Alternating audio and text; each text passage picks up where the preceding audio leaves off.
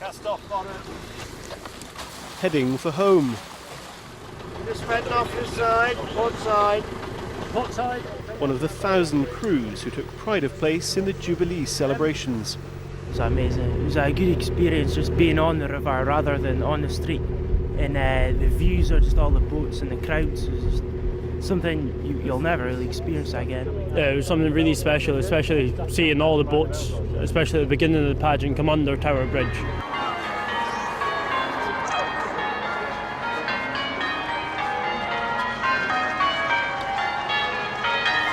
Much quieter here today. The only royals, in fact, were these, and every skipper seemed keen to make waves. Behind every vessel, a trail of memories. It's definitely something that not many people ever get to do, and it's certainly not going to be seen again in our lifetime. Very few teenagers will ever get to enjoy the views that these young men did this weekend, never mind to take part in a river pageant with the Queen. A trip right through the centre of London at the scenic start of the long journey home for these young boat builders from Banffshire. Their part in the Diamond Jubilee may well be over, but they've been left with a lasting impression of having taken part in history in the making. Tim Reid reporting, Scotland on the Thames. Picnics don't come much more special than this. A meal to dine out on for months, maybe even years to come. The lucky 10,000 picked by public ballot in the Queen's back garden with a picnic hamper full of food and free drink, a tent full of beer and champagne, only one glass each though. No wonder people were pinching themselves. It's a day to remember. I just cannot believe that it's actually happening. You're never going to see this again, definitely not. Tonight's going to be even better. When are you ever going to get a chance to do that ever again? It was absolutely amazing. I feel so privileged to be here. We've been excited for the last 2 weeks since we've known. We've been like children, haven't we? Are we there yet? When is it? Excited. Of course, the picnic by royal appointment is just the starter. After the food comes the entertainment, the Buckingham Palace concert. Out in front of the palace, the final technical rehearsals have been taking place. In addition to those with tickets, people in the Mall and Green Park will also be able to view the concert on big screens. Lenny Henry is one of the compares. People already gathered in the Mall watching the big screens, and it was a very, very good atmosphere. Even at midday, people were getting down and enjoying themselves. So I think tonight's going to be very, very special indeed. This is how the stage should look tonight. Among the artists who will be appearing are Sir Elton John, Sir Paul McCartney, Jessie J, Kylie Minogue and Stevie Wonder. The man who's put it all together is the concert's musical director, Gary Barlow. But there is a few surprises to come. Tonight, though, a surprise the royal family certainly will not have wanted.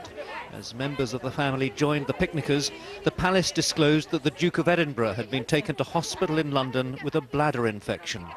The Duke, who was aboard the royal barge yesterday, will remain in hospital for several days. Tonight's concert will go ahead as planned. A party on the Mall and everyone's invited. No tickets here, but for the lucky ones, a front of house view. We applied for tickets, but we didn't get them, so we thought we'd be right at the front to join in. As soon as we were allowed to come back, stand by this, we all legged it. Before the rest of the crowd came in, it was just to be able to say, oh, I'm at the front, be able to see it, even though we're not actually in the actual crowd in there, to be able to be here, it's amazing. After hours of waiting, the stage revealed, and a sense of growing expectation from the thousands on the Mall. We love you, Queenie! We do! And between the sound checks, songs from the crowd ahead of this concert by the stars. It was especially for the Queen, yes, but you know, today is for the Queen and we're here to support her and to just congratulate her, and it's fantastic. The atmosphere is wonderful and we're just having a great time. We've got very, very wet Union Jack pillows. Some here had camped out overnight, the earlier rainy weather adding to their adventure. We're a bit crazy, but the Queen stands for hours and hours, doesn't she? And she has done for 86 years, so if we can't sleep out for a couple of nights to celebrate 60 years, it'll never ever happen. Not in my lifetime, not in the kids' lifetime. They're here for the monarch, yes, and the music too. Fantastic, isn't it wonderful? Yeah, I've only come to see Kylie Minogue, but don't tell my wife because she's just over there. As the afternoon wore on, the flags started flying. The crowds here decked out in red, white and blue. There's now close to 20,000 people packed into just this one part of the Mall. There's not much room to move, but if anything, it's adding to the fun. And though the concert has yet to start, they're already dancing, joining together for this public celebration for the Queen. Lorna Gordon, BBC News, the Mall. Shan, here at Pontefract Castle, around 1,500 people are expected below me to come and see the beacon being lit. But of course, as you mentioned there, it is just one of so many locations. People will gather at both high points and historic landmarks. At the ruins of a castle with long links to kings and queens, a day to honour a modern monarch. This is just one of the thousands of places where a beacon will be lit tonight to mark a royal milestone. And for many, celebrating 60 years of the Queen is important. As people become so disillusioned by politics, by Parliament, etc. Oh right, the monarchy has had ups and downs, we've had some very strange rulers, we've got a magnificent ruler now. And across the Commonwealth, people have been paying tribute. In Tonga, scouts and girl guides came together to light one of the first of the beacons. In New Zealand, a small group gathered before dawn in the town of Blenheim. They'd been given royal permission to start these celebrations early. And in Canberra, the Australian Prime Minister lit the beacon at Parliament House. It's a tradition that stretches back centuries. In the provinces, celebrations were held everywhere. This beacon was one of many built to mark George V's Silver Jubilee in 1935. At night it blazes its loyal message while thousands of Scots look on. Across the UK, they've been preparing for this year's Diamond Jubilee. Flames will be seen from the top of Slieve Donard in Northern Ireland. And in Swansea, air cadets have been tasked with building a beacon at the highest point in the Brecon Beacons. I hadn't really thought about it until this morning, and then I thought, oh God, what happens if it doesn't light? But no, it's going to be okay. In some cases, they've been gathering wood for weeks, especially for tonight. In the Malvern Hills, the beacon is expected to be metres tall. While in Edinburgh, the castle will be lit by flames as people mark 6 decades of history. Beacons were once used for communication, but they're now part of a British tradition of celebration that's been obvious this Jubilee weekend, even to those from outside of the UK. I think that's what makes this country. It's beautiful to look at, but the history is what people are coming here to see. And in that history of kings and queens, the monarch being honoured tonight is among the longest reigning. Well, in this long weekend of celebrations, yesterday was marked by downpours, and let me assure you, the sun has been very welcome today. But people are now waiting for the darkness to see those beacons light up right around the country. Now back now to the Jubilee, of course. Over the past 60 years, the Queen's frequent visits to Scotland have often been caught on camera. Our social affairs correspondent, Riva Alderson, has been looking back at the monarch's relationship with Scots as seen through the camera lens. From a very early age, Scotland held a special place in the Queen's affections. She was a regular and enthusiastic visitor to Glamis Castle in Angus, the home of her mother's family. Darling Granny, thank you very, very much for having us to stay with you at Glamis. It was one of the happiest weeks I have ever spent. With lots of love from Lilibet. The royal family are greeted on their arrival at Ballater Station by the Marquess of Aberdeen before continuing... And it was to Scotland that the Queen turned in the months after her father's death, beginning her tradition of holidays at Balmoral. The honours of Scotland, which have survived through the centuries, are now to be offered to Her Majesty as a demonstration of the loyalty of her Scottish subjects. And the nation responded with huge crowds turning out when the Queen came to Scotland immediately after her coronation. Hampden Park was full for a youth rally, and Glasgow's George Square was packed with thousands of well-wishers. As the Queen comes near the crowd, they surge forward again. Many who faint in the crush are trampled underfoot despite every effort of police. In all, 300 people were hurt as Glaswegians surged forward to get a better view of the newly crowned Queen. The coronation had been the first major royal event televised live, and everybody wanted to be here. It's hard to imagine a similar reaction today. It's given me a day off my work.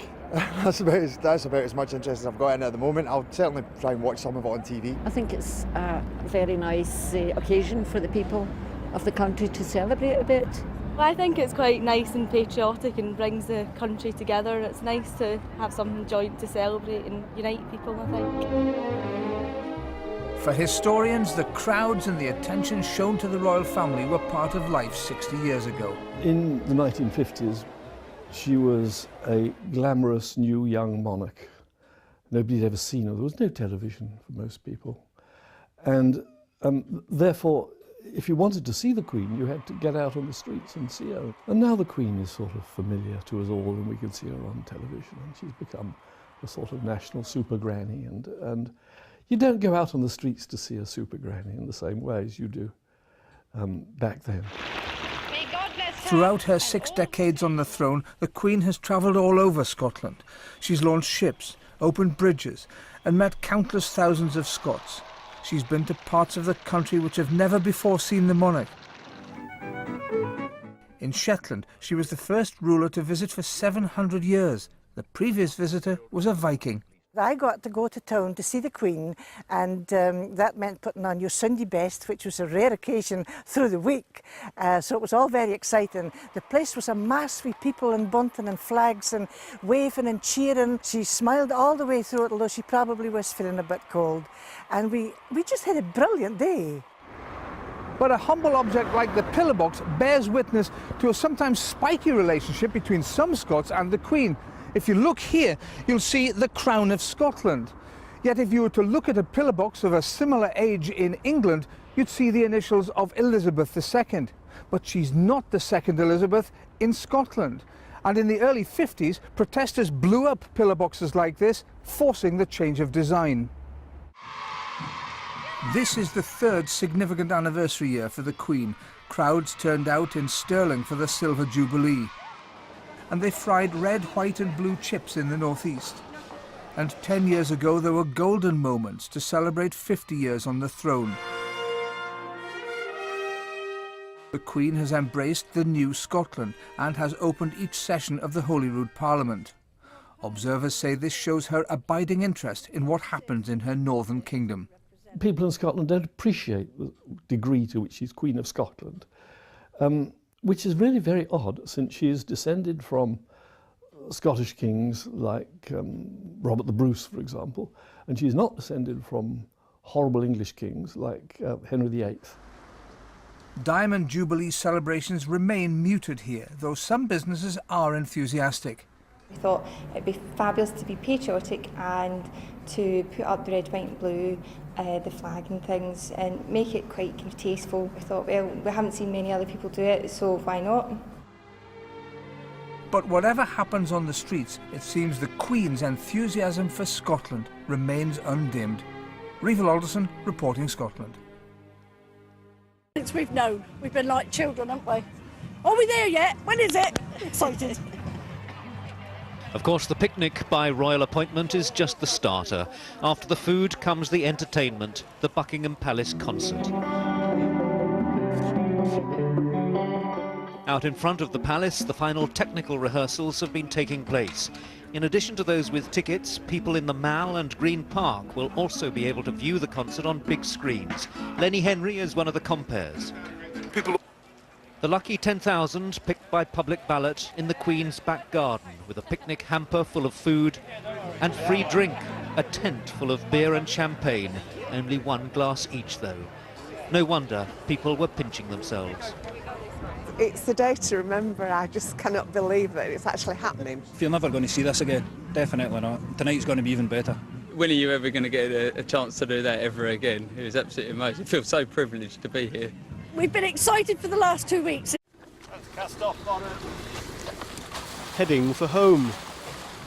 Just heading off this side. Port side. Port side. one of the 1,000 crews who took pride of place in the Jubilee celebrations. It was amazing. It was a good experience just being on the river rather than on the street.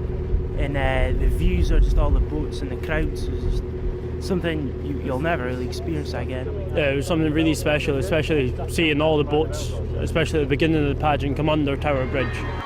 This weekend, never mind to take part in a river pageant with the Queen. A trip right through the centre of London at the scenic start of the long journey home for these young boat builders from Banffshire. Their part in the Diamond Jubilee may well be over, but they've been left with a lasting impression of having taken part in history in the making. Tim Reid reporting, Scotland on the Thames. Picnics don't come much more special than this. A meal to dine out on for months, maybe even years to come.